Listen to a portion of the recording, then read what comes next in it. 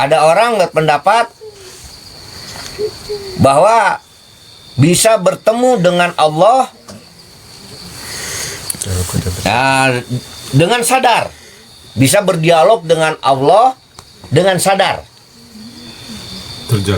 terjaga, makanya sadar itu terjaga. Nih seperti gini nih, terjaga. Saya berdialog dengan Allah, ya meskipun melalui tabir, tapi dalam keadaan terjaga. Nah, apakah bisa?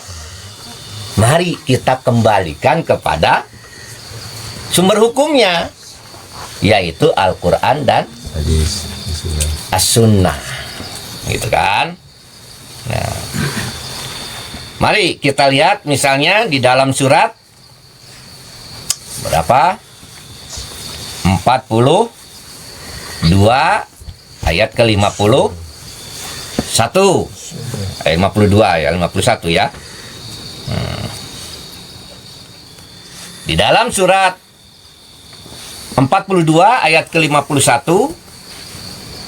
wa makana libasarin, dan tidak mungkin bagi seorang manusia pun, tidak mungkin. Ya, di sini tidak mungkin. Ya, atau wa makana, karena itu tidak patut, tidak memungkinkan, libasarin, bagi seorang manusia pun, bagi seorang manusia pun. Nah, karena libasarin di sini ya adalah isim nakiroh. Apa isim nakiroh itu? Isim yang bermakna umum, atau kata kerja, apa, kata benda yang sifatnya umum. Ya, libasarin, tapi kata bendanya ditujukan kepada manusia. Jadi libasarin, dan tidak patut bagi seorang manusia pun, umum, baik dia nabi, dia seorang rasul, dia manusia biasa, dia wanita, dia laki-laki, kan begitu, karena umum kan, ya, umum itu. Berkat Allah, bahwa Allah berkata-kata dengan dia, berkata-kata dengan dia, kecuali dengan perantaraan wahyu, kecuali karena ada kalimat illa, kecuali. Jadi tidak patut ya bagi manusia untuk berbicara dengan Allah, tidak pantas, kecuali, tapi ada pengecualian, melalui wahyu. Jadi Allah bisa berbicara dengan manusia yang sifatnya umum, baik itu nabi, rasul, ataupun manusia biasa, baik laki-laki atau perempuan, ya, kecuali melalui wahya. Wahya itu wahyu. Nah, apa buktinya? Yaitu Al-Quran nih, itu wahyu kan?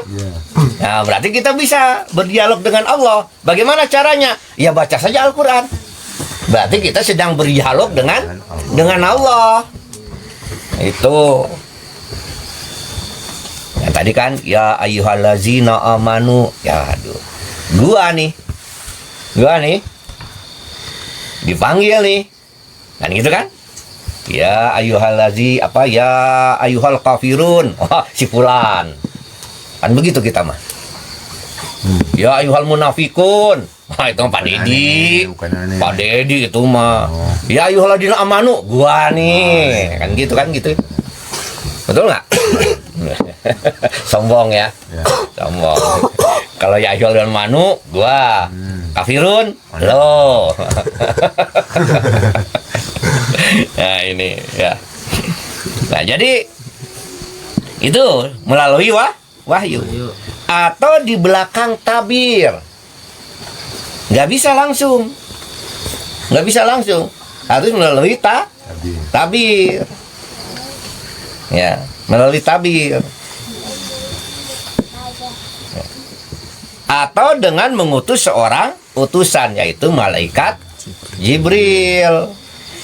Nah, Jibril datang kepada Nabi, kepada Rasul. Tapi Jibril juga datang ke yang bukan Nabi, bukan Rasul, bukan laki-laki, tetapi wanita. Siapa? Maria. Datang dia. Ya. Nah, cuman permasalahannya, ya, ketika berbicara atau berkata-kata Allah dengan hambanya ini, ya, di belakang tabir, adakah yang bisa berbicara dengan Allah dalam keadaan sadar?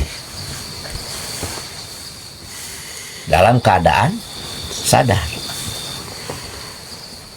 Ini bicara tentang manusia. Ya, saya katakan ada di dunia, cuman satu orang yang diberi keistimewaan semacam itu. Yang lain gimana? Nggak masuk. Dalilnya ada. Ada. Surat An-Nisa ayat 164.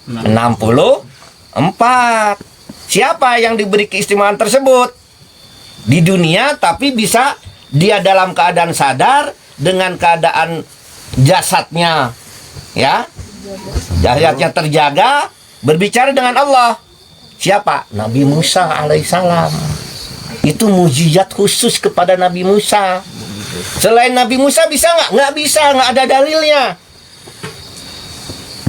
Kalau ada yang ngomong begitu, oh saya dalam keadaan sadar, pasti dusta, bohong, ya, nggak usah dipercaya. Berarti tukang ngibul. Ya, ini surat An-Nisa ayat ke-164. Kan kita kembalikan kepada Al-Qur'annya, bukan dikembalikan kepada mimpi. Karena sumber hukum itu Al-Qur'an dan As-Sunnah.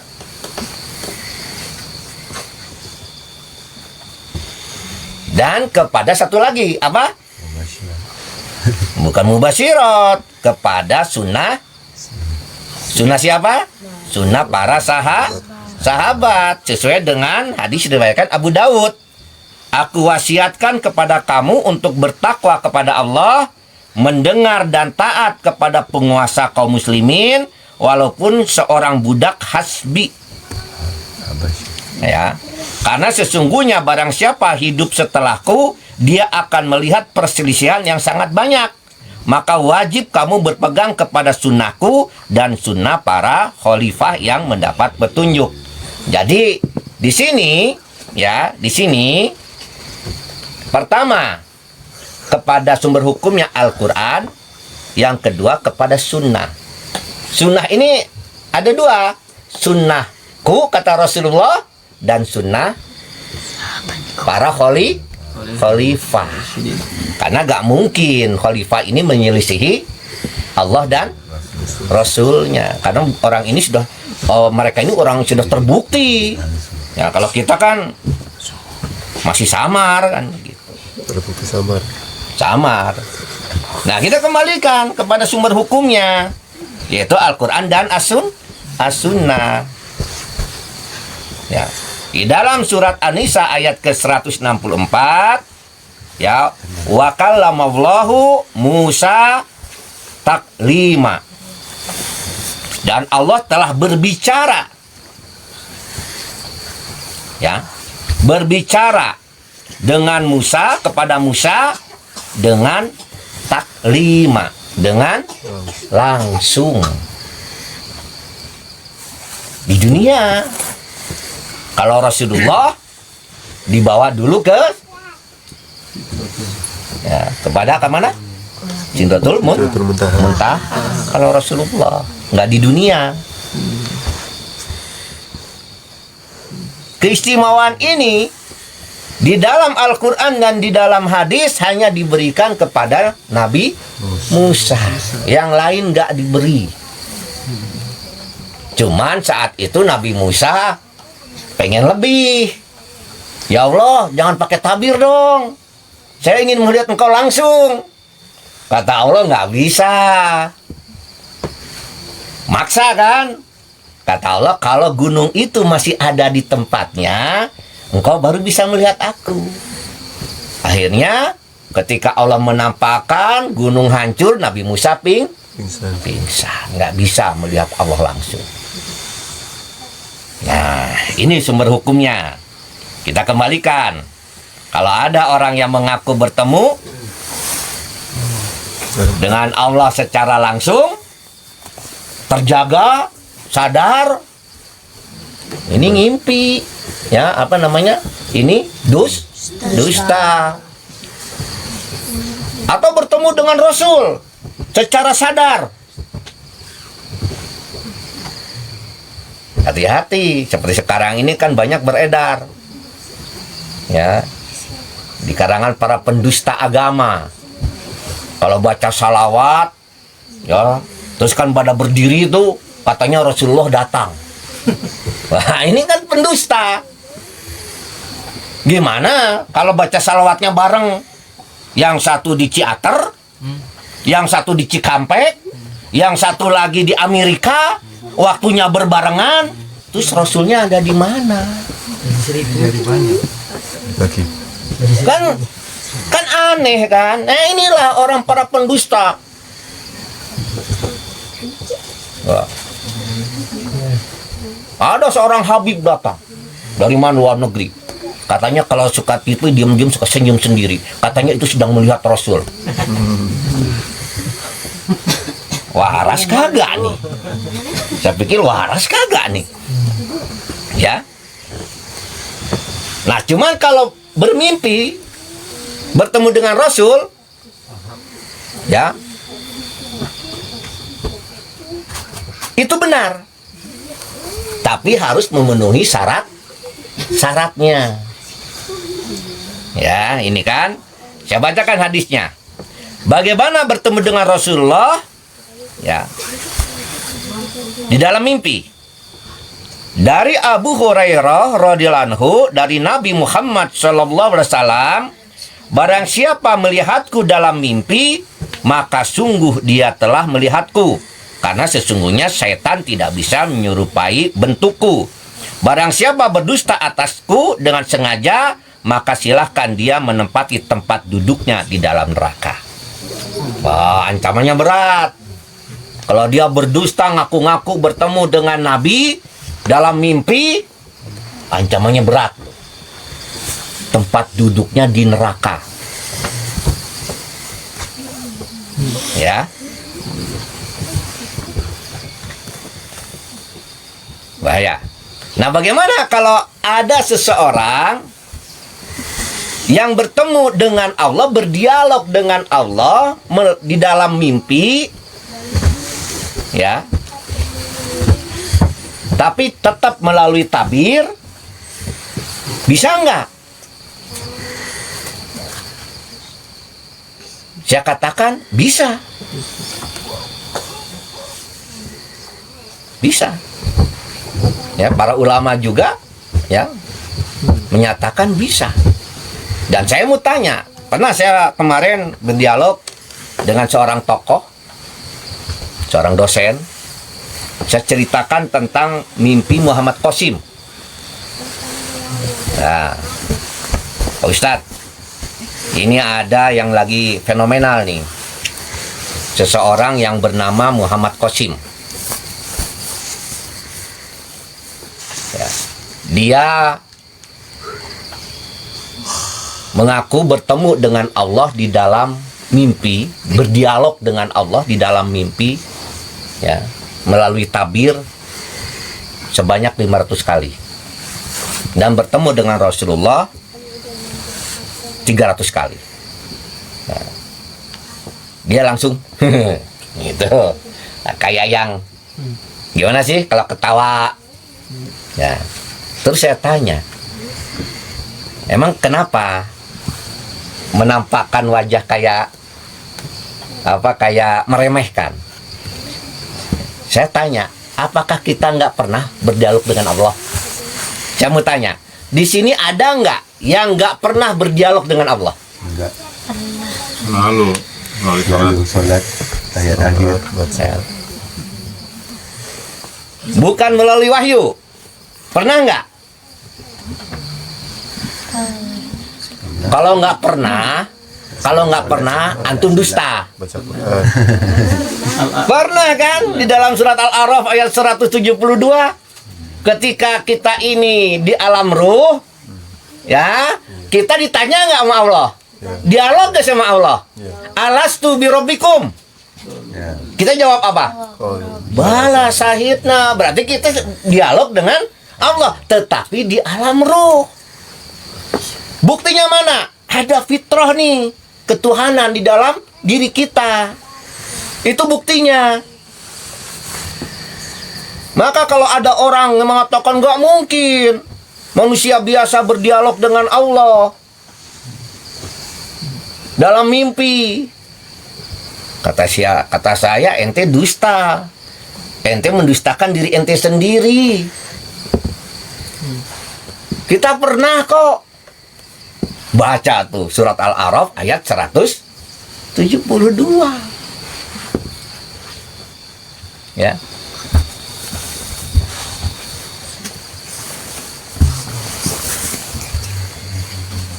Imam Nawawi, ya. Abdullah bin Bas juga sudah menyatakan bahwa bisa. Dan bagaimana kehendak Allah, bukan bagaimana kehendak kita. Ya.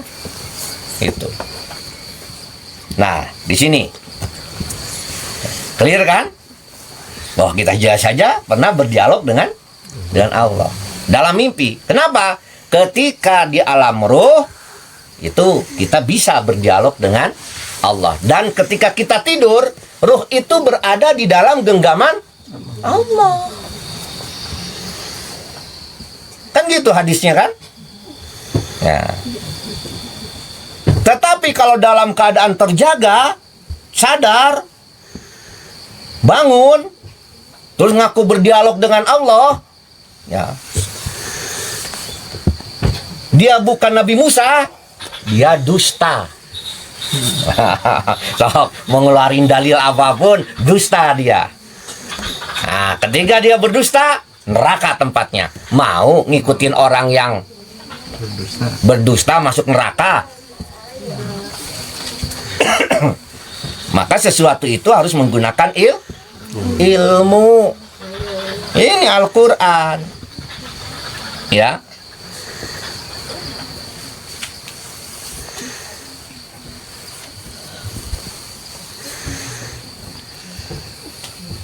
Nah, di dalam hadis yang tadi saya bacakan, barang siapa melihat ke dalam mimpi, maka sungguh dia telah melihatku, karena sesungguhnya setan tidak bisa menyerupai bentukku. Barang siapa berdusta atasku dengan sengaja, maka silahkan ia menempati tempat duduknya di dalam neraka. Ya.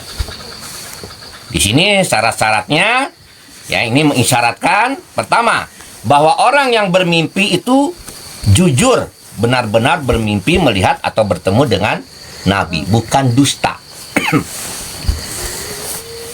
Cara ngetesnya bagaimana? Gampang. 1 tahun atau 6 bulan yang lalu antum tanya, atau hari ini antum tanya tentang mimpinya. Nah, terus nanti 6 bulan kemudian antum tanya lagi, konsisten nggak dengan mimpinya tersebut? Kalau dia dusta, pasti ada tambahan. Ya. Kenapa? Karena saya sudah bisa buktikan sendiri. Saya ngimpi bertemu dengan Rasulullah. 20 tahun yang lalu, saya cerita mimpi saya itu begitu. Sekarang sama, nggak berubah.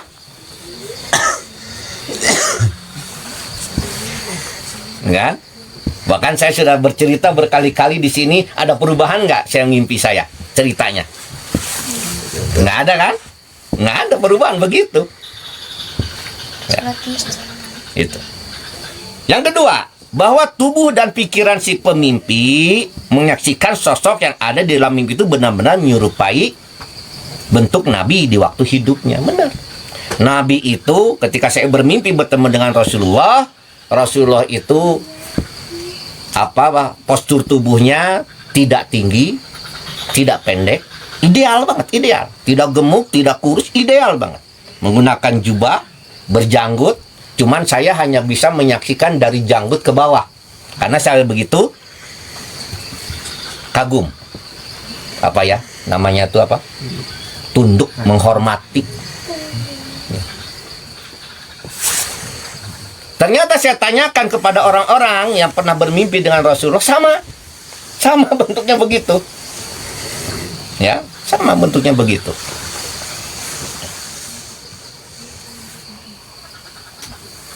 Dan yang menunjukkan bahwa itu Nabi bukan firasat saya.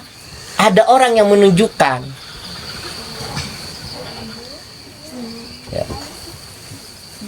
Menunjukkan, kamu jangan sholat di situ, kamu sholat dengan Rasulullah di atas. Jadi ada yang menunjukkan. Nah, lalu saya mengatakan, dengan Rasulullah. Dalam mimpi saya itu, saya berpikir, saya masih bisa berpikir, kan Rasul sudah meninggal. Kenapa saya harus sholat dengan Rasulullah? Emang ada Rasulullah?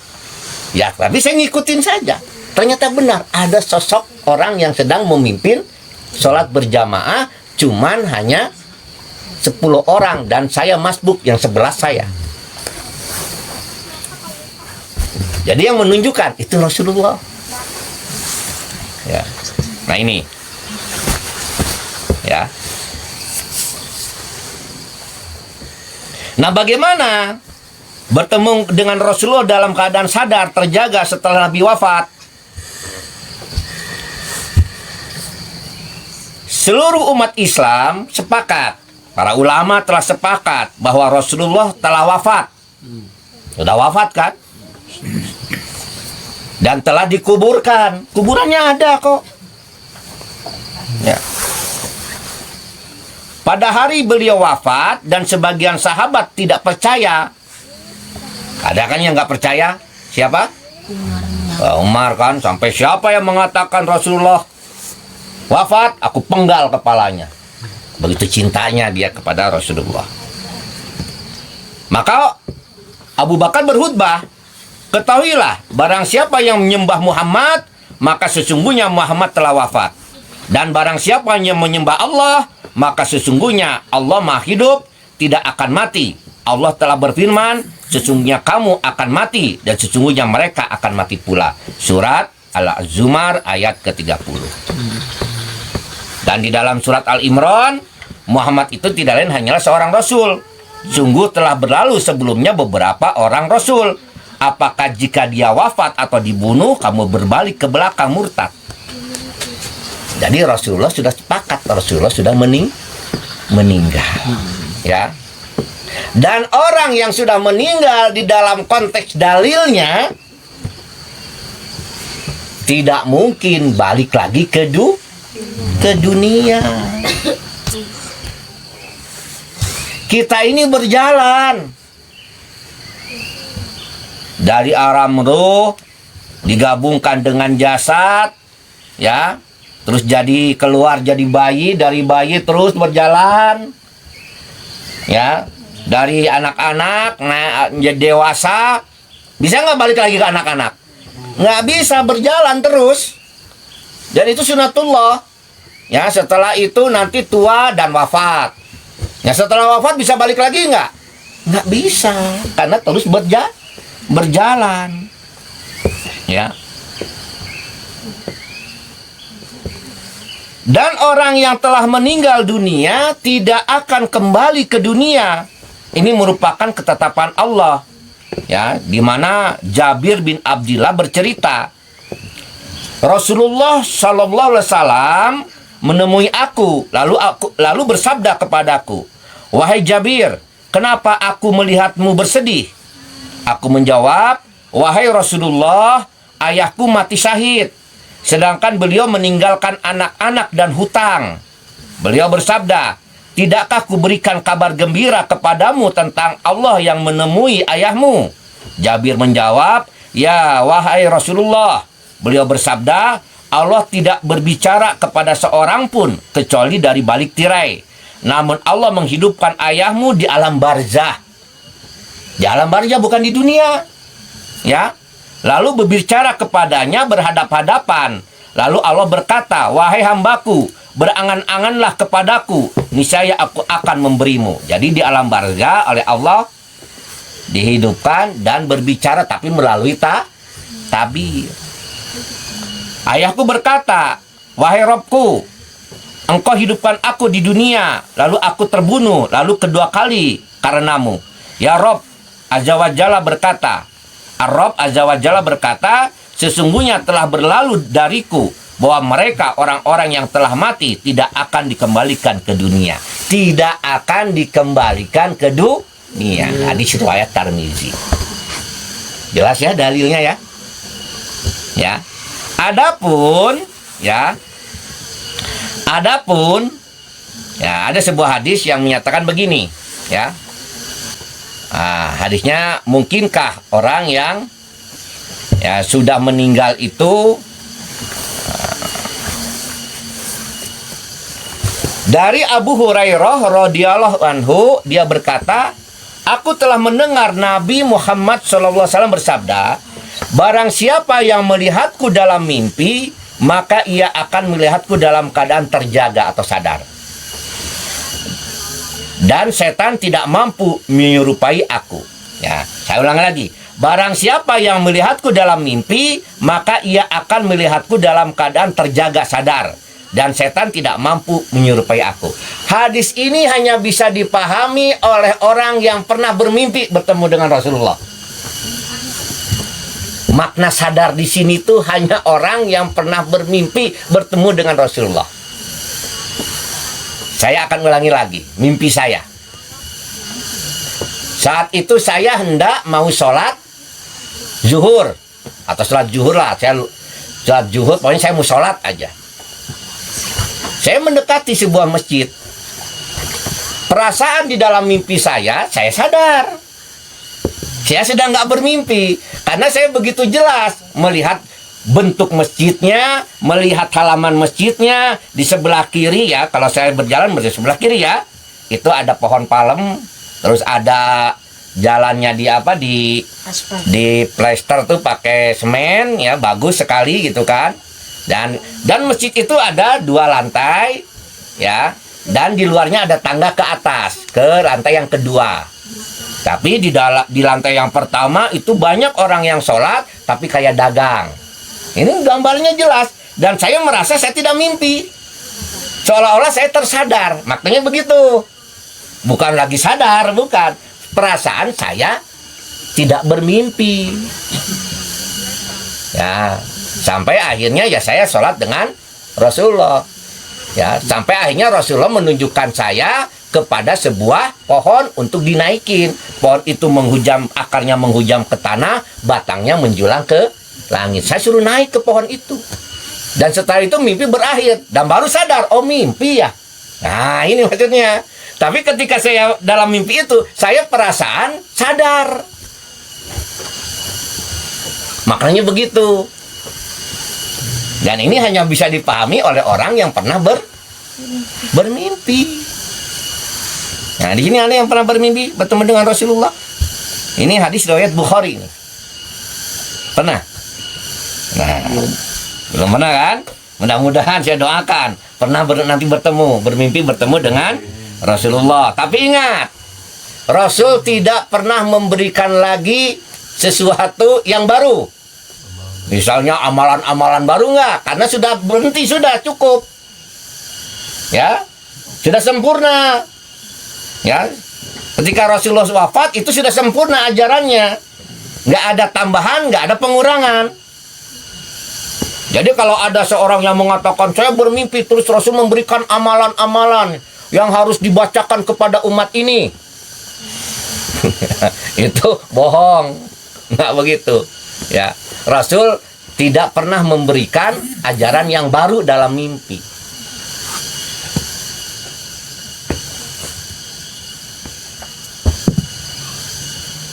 Dan mimpi-mimpi Muhammad Qasim itu tidak membawa ajaran yang baru.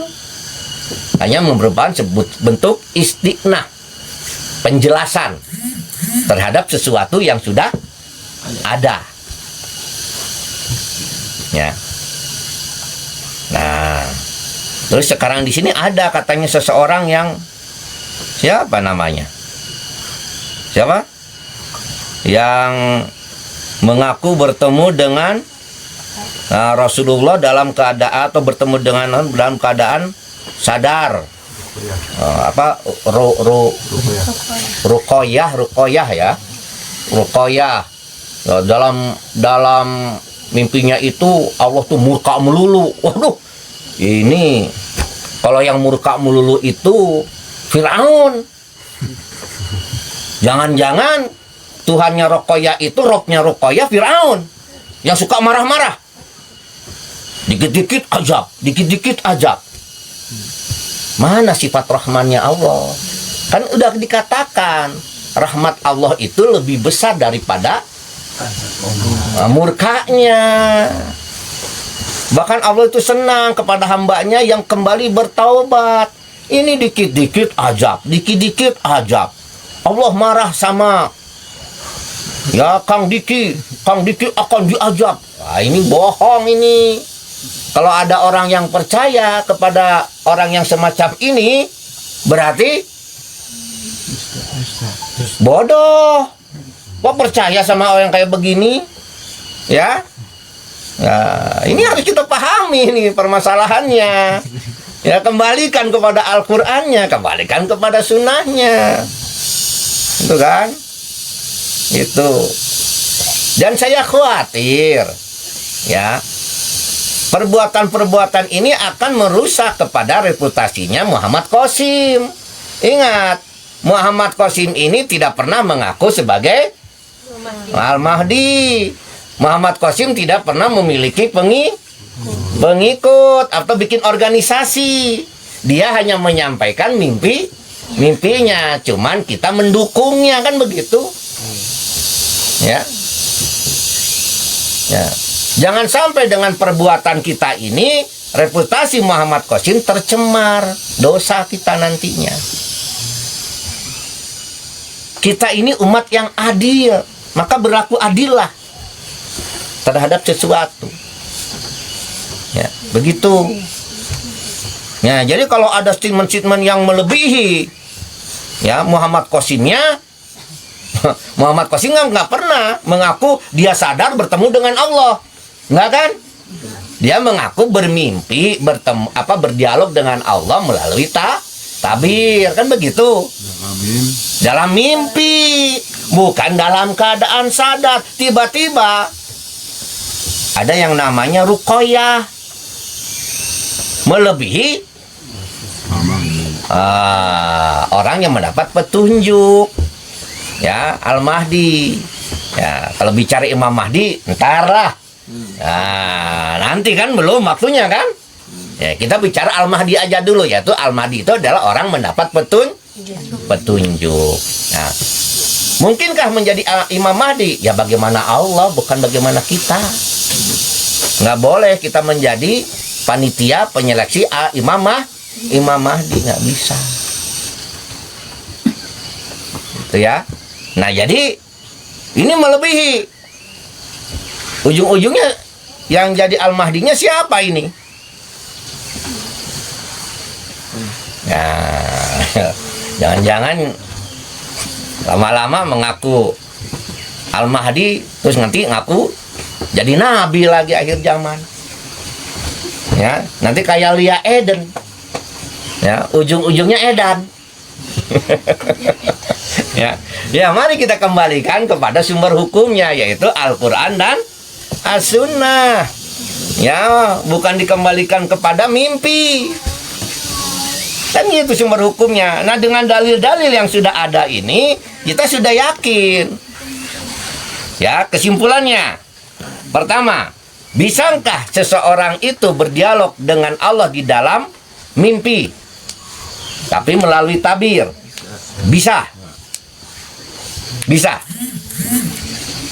Bisakah seseorang berdialog dengan Allah dalam keadaan sadar?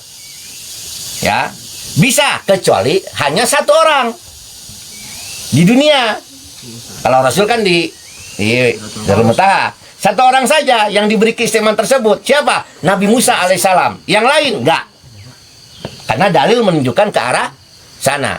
Jadi kalau ada orang yang mengaku-ngaku ya dirinya dalam keadaan sadar berdialog dengan Allah di dunia, maka orang ini berdusta.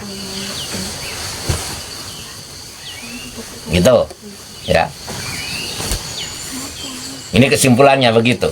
Nah, kita gak usah tertipu. Jadi kalau ada perselisihan, yuk kita kembali kepada sumber hukumnya nih, yaitu Al-Quran dan As-Sunnah. Adapun tadi yang kedua, dalam keadaan sadar makna hadis tersebut hanya bisa dipahami oleh orang yang pernah bermimpi bertemu dengan Rasulullah. Yang saya tadi ceritakan, saya bermimpi tapi seolah-olah saya sadar. Saya dalam mimpi itu seolah-olah saya nggak ngimpi, sadar. Tapi setelah bangun, oh ngimpi. Kan di dalam mimpinya itu kenapa? Kan di dalam mimpinya saya ada di masjid. Pas bangun, kok di kasur. Oh berarti saya mimpi. Begitu. Nah makna hadis tersebut ya, itu ya sama dengan siapa? Muhammad Qasim mau ketemu sama malaikat yang satu ini belum. Ya, itu ya. Ini ada juga yang bertanya, baca surat Al-A'raf 143. Apa ini? Ya, Al-A'raf katanya 143. Ini. Ya.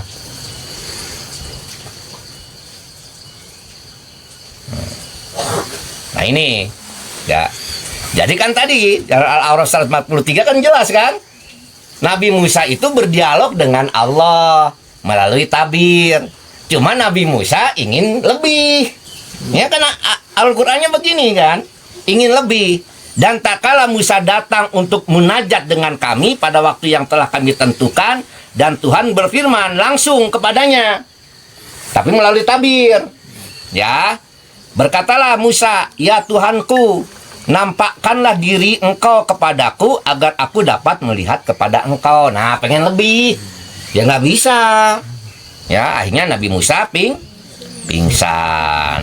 Kata Allah, kamu sekali-kali tidak akan sanggup melihatku. Ya, benar begitu. Ya, nah, ya mudah-mudahan ya. Itu kan. Ya, ini mudah-mudahan Allah Subhanahu wa taala ya,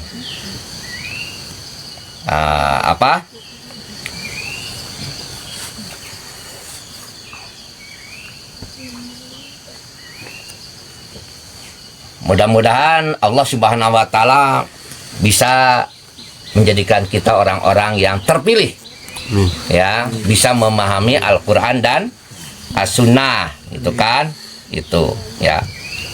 Nah, semoga Allah Subhanahu wa taala memberikan rahmatnya kepada kita, petunjuknya kepada kita, dan orang-orang yang